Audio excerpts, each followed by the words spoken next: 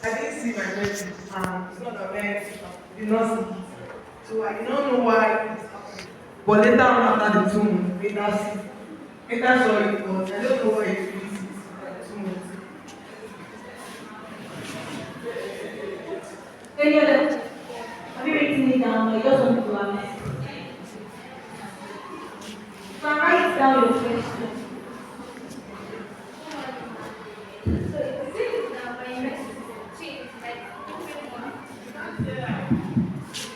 Okay.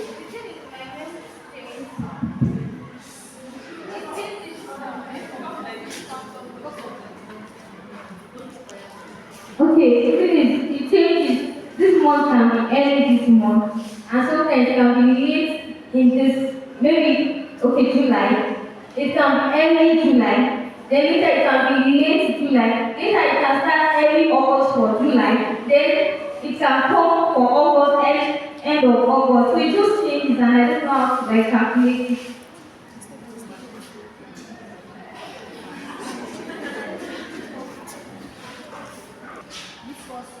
Coming back, so that because sometimes this we are going use wrong way. This thing that I used to feel like, does it have any side effects? Like using of that fail because this one is not good to use blood like that. I don't use blood, just take that now, I don't use blood at all. I don't want to know why that's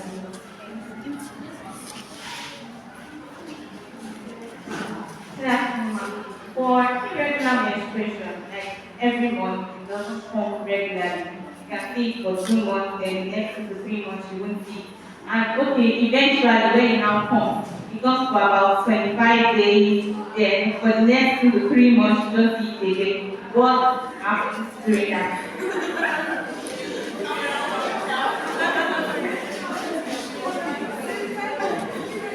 Going on. Yeah, some people like you think sugar is a big everything and yet you don't feel any pain sort of during your menstruation. I mean, I don't even eat sweet. I don't take sugar and yet it's always so painful. What can I do that?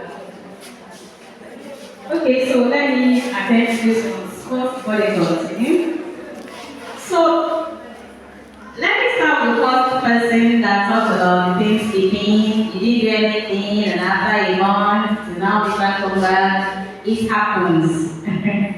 In fact, my own experience when I was 16, I didn't sleep for the whole month, and I went and told my other sister, I can't see this thing, no. She had to take me to the lab. Are you sure? What happened? I said, I didn't do anything, no. She said, I don't believe you. Oh yeah, let's go to the lab. Took me to the lab, they tested me, I gave them my urine and came back. She collected the result. When she came, I was like, Auntie, what's the result, please? And she said, relax yourself, nothing is happening. So it happens. That one is not a problem. Once in a while, it can happen to a growing girl. But there's a stage you get to that it becomes very, very regular. That won't happen again. And it is different from a person who from inception had been skipping 2 months, 3 months. Yes, I have colleagues like that. That has been their normal way that their period comes. This is because we all have different makeups, different physiological makeups and compositions. So what applies to me may not apply to you. It's not like you really have any problem per se. I've seen people who have that issues. They actually didn't have problem getting pregnant when they got married. But then if it persists, you might need to seek fertility assessment with time. If you know you already have this issue, before you think of getting married, you need to start getting your fertility assessment ready. Assess your hormones, assess everything about you, so that before you enter marriage and start giving somebody headache, you have already known. Because when you go for your assessment, they will tell you, you may not likely get pregnant immediately, so that you know. And before the problem comes, told you, bro, prepare your mind, and I might not get pregnant immediately, except a miracle happens. Do you understand? That's for some extreme cases. But if it's from that assessment, you'll be able to know. So other doctors will tell you there's no problem. Just relax, you're fine, okay? So it's good you do your assessment, do your checks to be sure that you have ruled out everything that would affect you tomorrow. And then for the other person that that says she doesn't take sugar, but she still has a menstrual cramps. The truth is, it's not just sugar that causes menstrual cramps. Like I said, it's individualized. It's all about your makeup. Some people may have, some may not have. Like when I was having mine and I asked my anatomy lecturer in 200 level nursing, I just asked him, I said, sir, he was teaching in class about menstruation like this, and I asked the question. So what causes menstrual pain? And the man just looked at me and said, have you had sex before?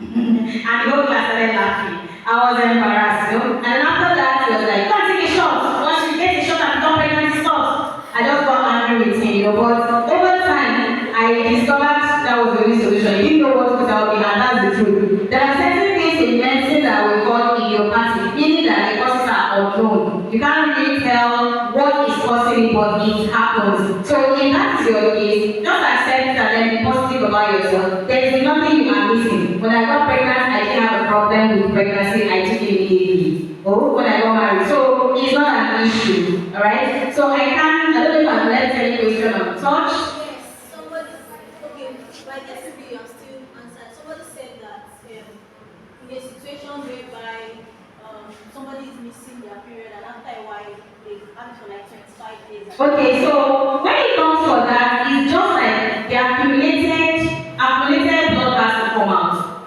Okay, so they will just all come out. It's not a problem. But the only way you have a problem is when you are seeing that this flow is affected, because when you're beginning to have that kind of flow, you may become anemic if you don't take time, because you're losing so much blood. 25 days is not a joke.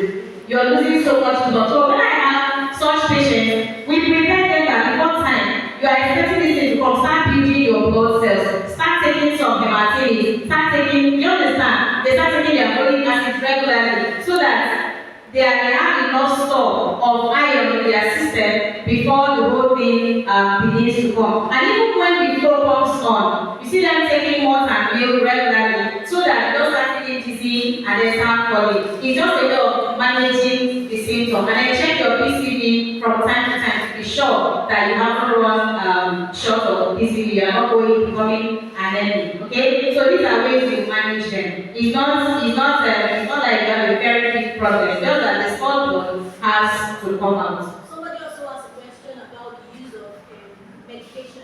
Yes, medications, people tell you at times, don't take them so that you don't get used to them. But my dear, it depends on the degree of your pain, your cramps. It depends on the degree. There are some that you go from the end of the one to the other. You can't control it. I can't do it like that. Mine was like that.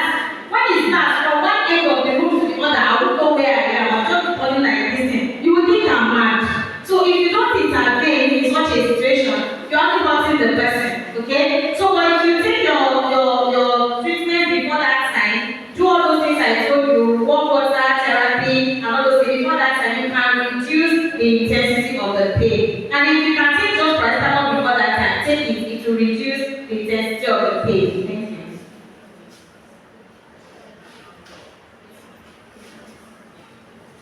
Okay, let me just call for this and then I'll give it to Nurse Olabisi.